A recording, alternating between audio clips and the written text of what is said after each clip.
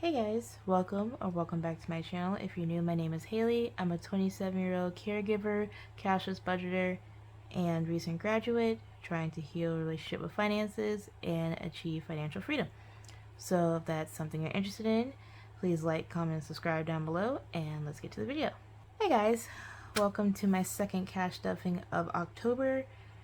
Based on a recent poll I put on my community tab, there are people who were didn't care either way if I used paper or did this digitally.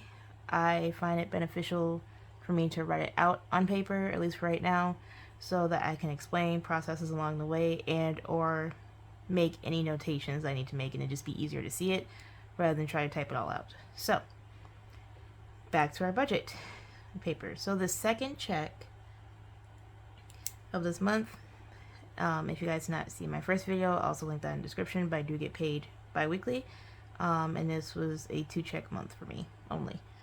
So this month, wow, this check for this month, I had a take-home pay of $1,186.55. So just as a reminder, I am a zero-based cash budgeter. There are just some expenses and bills I do not include on this channel. So the number that we're actually using to go through this budget is $1,120 even. Alright, so just remembering that.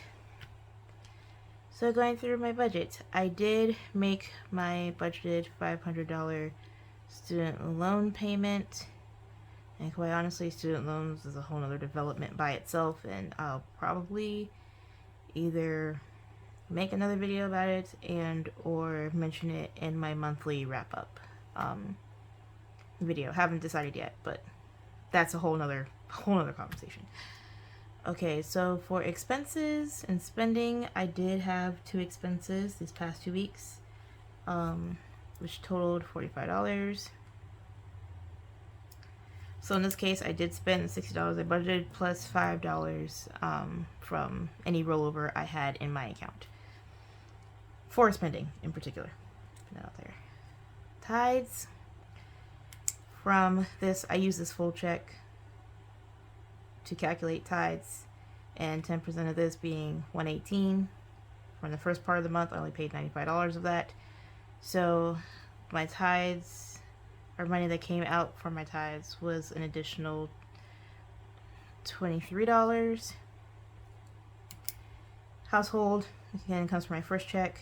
One of my personal bills come from my first and second check, and this was already sent off and budgeted for earlier this month. Insurance was the exact number I budgeted for, rounding up.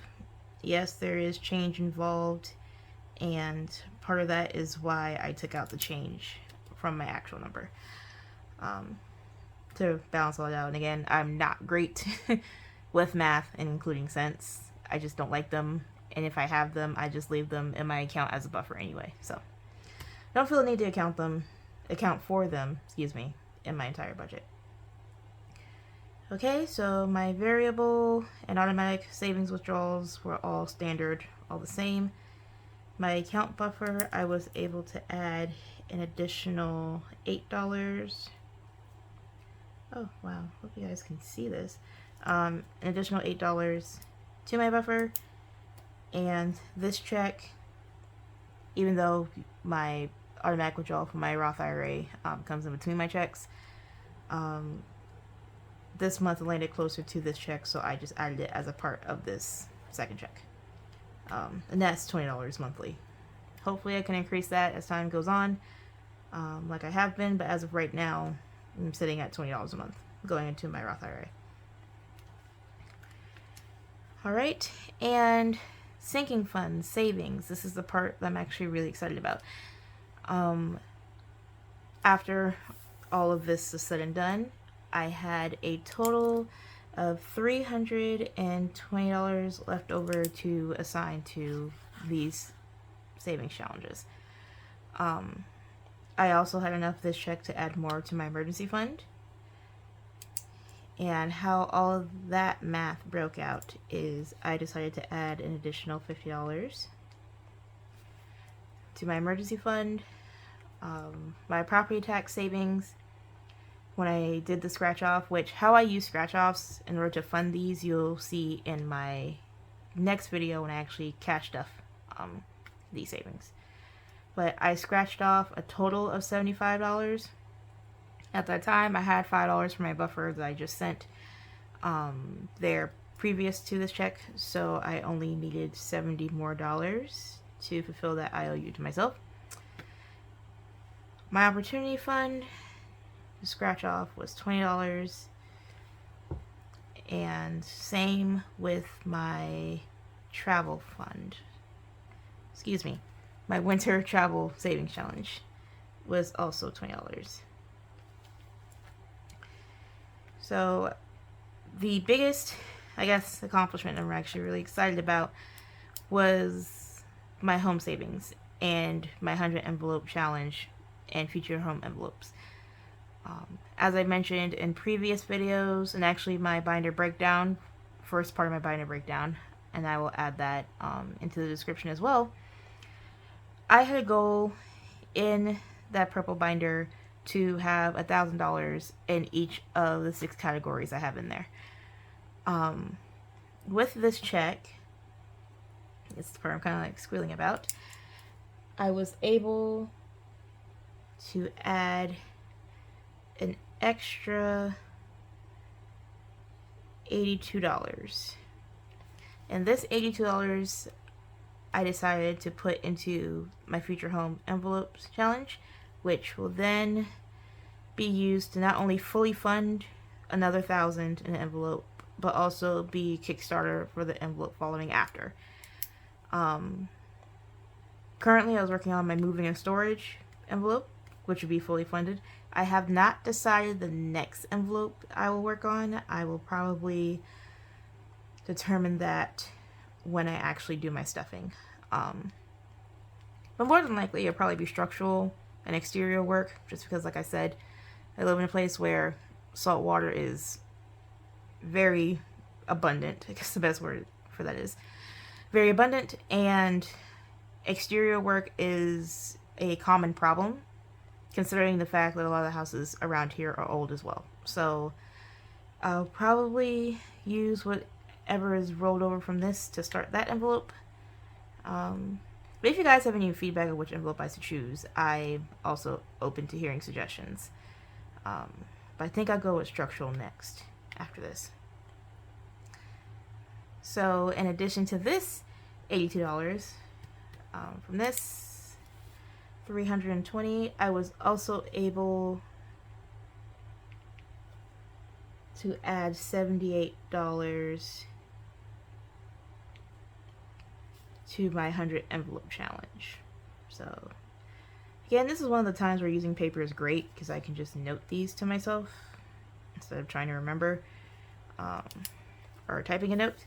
So I have $78 going to my 100 envelope challenge, which you guys in my previous video is going towards down payment on a home, and this $82 is going towards home savings as far as saving up for specific projects and or preemptive things I expect doing with, wow, words, having to do with either buying a home, fixing up a home, and all the other fun works of being a homeowner.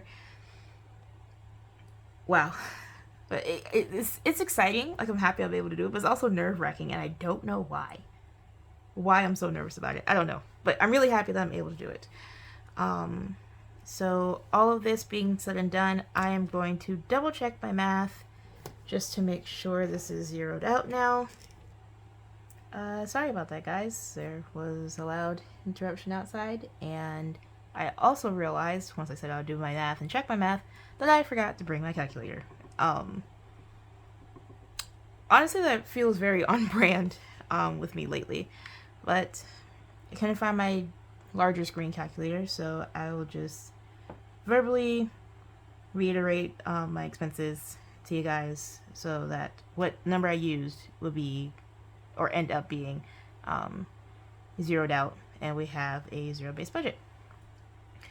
So starting with the modified 1120, I had 500 for student loans, 23 for tithes, 189 for insurance, $60 for personal. Then the breaking down account buffer would be either $8 to $20 for my Roth IRA came out of this buffer, so the remaining, in this case for C2 or second check, was this $320, which then got carried over to this half of my sinking funds. And so the $320, subtracting $50 for my emergency fund, $70 for my taxes challenge, $20 for personal and opportunity fund, $20 for travel, which that left me with $160, and then the $78 and $82 going into my two separate home challenges equal $160, and that gives me my zero-based budget for this check. So I thank you guys for sticking with me through this video. If you have any questions, any commentary, if you prefer this way, or if you'd like me to do this digitally or show my process of doing this digitally, please leave that down in the comments as well. I thank you guys for being here. I hope you have a blessed day and or evening wherever you are in the world, and look forward to seeing you guys next time where I actually get to cash stuff for my challenges. Until then, I'll see you guys later. Bye guys.